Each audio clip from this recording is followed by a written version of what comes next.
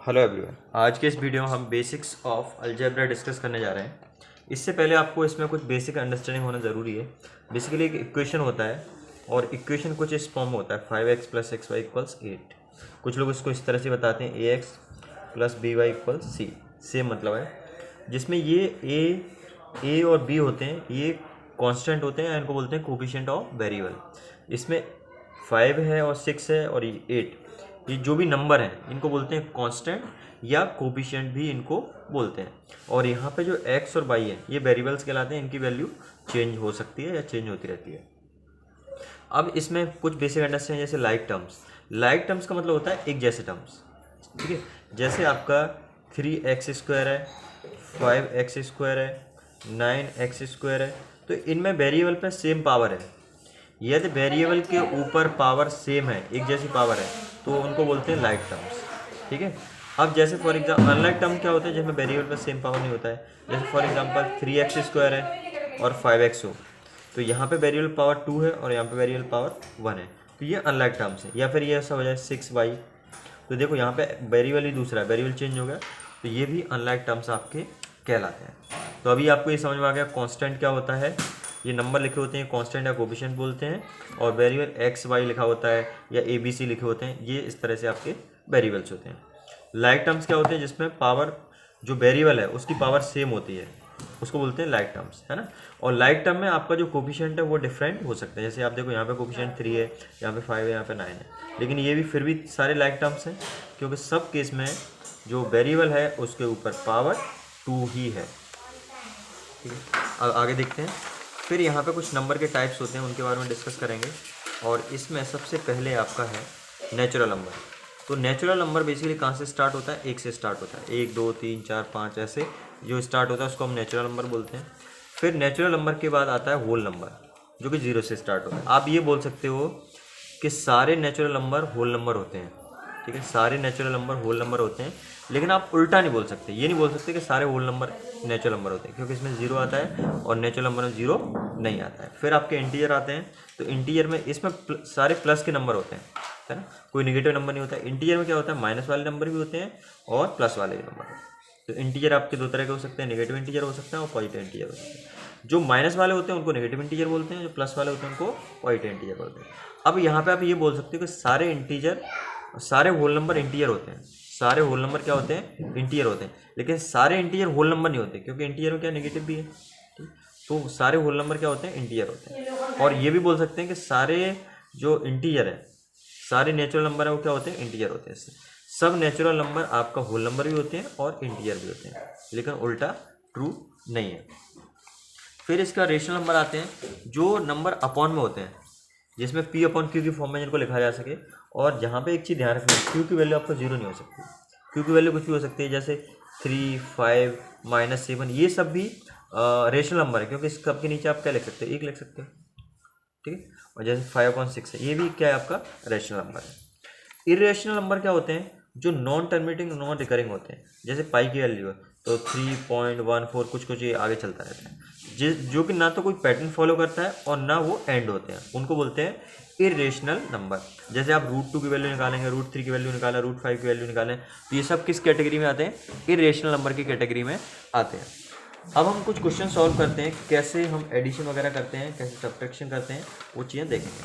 तो यहाँ पे एक बहुत आसान सा क्वेश्चन लिखा हुआ है, जैसे 2x² है। तो सबसे पहले तो हम जैसे हमने बचपन में पढ़ा था उसी तरह से इनको लिख लेते हैं। 2x² है प्लस 4x है प्लस 8 है, इसके नीचे ये लिख लेंगे।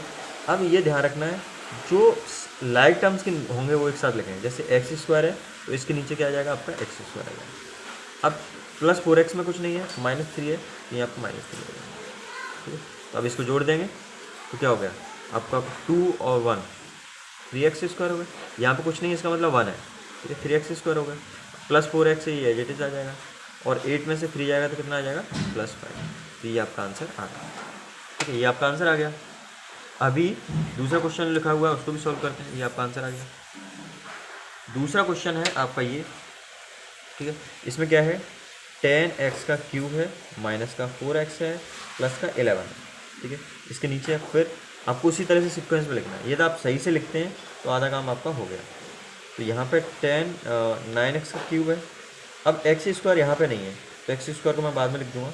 तो माइनस का 2x है, ये लिख दिया मैंने, प्लस का 4 है, ये लिख दिया, और ये प्लस का 3x स्क्वायर आ जाएगा। बहुत आसान सा क्वेश्चन बन गया मुझे। ठीक है, अब इसको सॉल्व करेंगे तो 10 और 9 कितना हो गया, 19 एक्स का क्यूब और -4 -2 तो कितना हो जाएगा, -6। ये सेम है, ये जब साइन सेम होते हैं तो जुड़ जाता है, और जो साइन होता है वो सामने आ जाता है। जैसे यहाँ पे दोनों प्लस होते हैं तब भी ये जुड़ जाता है, दोनों माइनस होंगे तब भी जुड़ जाएगा। लेकिन यदि यहाँ पे दोनों प्लस होते हैं तो यहाँ पे प्लस का साइन आता है, क्योंकि यहाँ पे दोनों माइनस है तो माइनस का साइन आएगा। प्लस 11 और 4 कितना 15 प्लस का 3x स्क्वायर, तो ये आपका आंसर आ गया। ठीक है, एडिशन आ गया। अब एडिशन के बाद आप करोगे सब्ट्रैक्शन, एडिशन के बाद क्या करोगे, सब्ट्रैक्शन। तो सब्ट्रैक्शन के क्वेश्चन को सॉल्व करते हैं। सब्ट्रैक्शन लिखा हुआ है जैसे 5x का क्यूब, 5x का क्यूब, ठीक है, 5x का क्यूब प्लस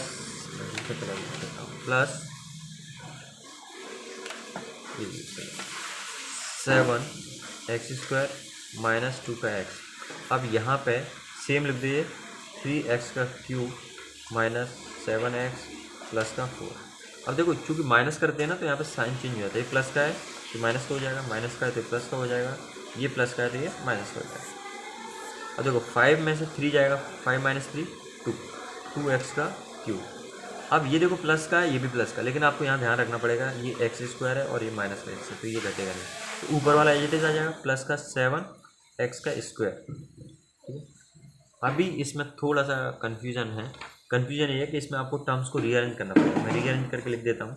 तो 5x का क्यूब प्लस 7x का स्क्वायर माइनस का 2x, तो यहाँ पे 3x का क्यूब एज इट इज आ गया। अब ये माइनस का जो 7x है इसको लिखेंगे -2x के नीचे, क्योंकि ये सेम टर्म है, और प्लस का 4 है तो प्लस का 4 आ जाएगा। ठीक है, अब ये माइनस साइन होगा तो चेंज होगा, माइनस हो जाएगा, प्लस यहाँ पे प्लस है तो ये माइनस हो जाएगा, माइनस है तो प्लस हो जाएगा, प्लस है तो ये माइनस हो जाएगा। अब ये आसानी सॉल्व हो जाएगा। तो 5 में से 3 जाएगा तो कितना बचेगा, 2x का क्यूब। अब प्लस 7x स्क्वायर है, ये एज इट इज आ जाएगा। अब देखो यहाँ पे प्लस 7x है ये, और माइनस का 2x है, तो क्या बचेगा, प्लस का 5x और माइनस का 4, ये आपका आंसर है। ठीक है, सब्ट्रैक्शन हो गया। अब सब्ट्रैक्शन के बाद आप करोगे मल्टीप्लाई। क्या करेंगे, मल्टीप्लाई क्वेश्चन। तो मल्टीप्लाई में आप देखो ये पहला क्वेश्चन लिखा हुआ है, इसको सॉल्व कर लेते हैं। तो 2p है, इसमें 3pq है -5qt। देखो इसको सॉल्व करने का तरीका होता है, पहले ये वाला जो टर्म है इसका इसमें मल्टीप्लाई हुआ, फिर इस टर्म का इसमें मल्टीप्लाई हुआ। तो पहले इसमें मल्टीप्लाई करेंगे तो 2 3 6 हो जाएगा, कॉन्स्टेंट का मल्टीप्लाई हो जाएगा। पी का पी से मल्टीप्लाई हुआ तो पी स्क्वायर हो जाएगा इंटू क्यू माइनस। अब इससे मल्टीप्लाई करेंगे 2 5 जा 10। अब पी नहीं है कुछ में तो पी एज इट इज आ जाएगा, क्यू और टी। तो आपका ये आंसर आ गया। ठीक है, पहले क्वेश्चन का। अब दूसरा क्वेश्चन भी सॉल्व कर लेते हैं। दूसरा क्वेश्चन आपका ये है, माइनस का 3x स्क्वायर बाई, ठीक है, into 4x square by -3xy square plus का 4x -5 का बाई। तो अब इसको सॉल्व करेंगे तो 3 4 जा 12, माइनस है तो माइनस का साइन आ रहेगा साथ में, ठीक। तो -12 और x की पावर 4y स्क्वायर, x की पावर 4y स्क्वायर माइनस 3, ये माइनस है ये भी माइनस है, तो क्या हो जाएगा, माइनस माइनस प्लस हो जाएगा।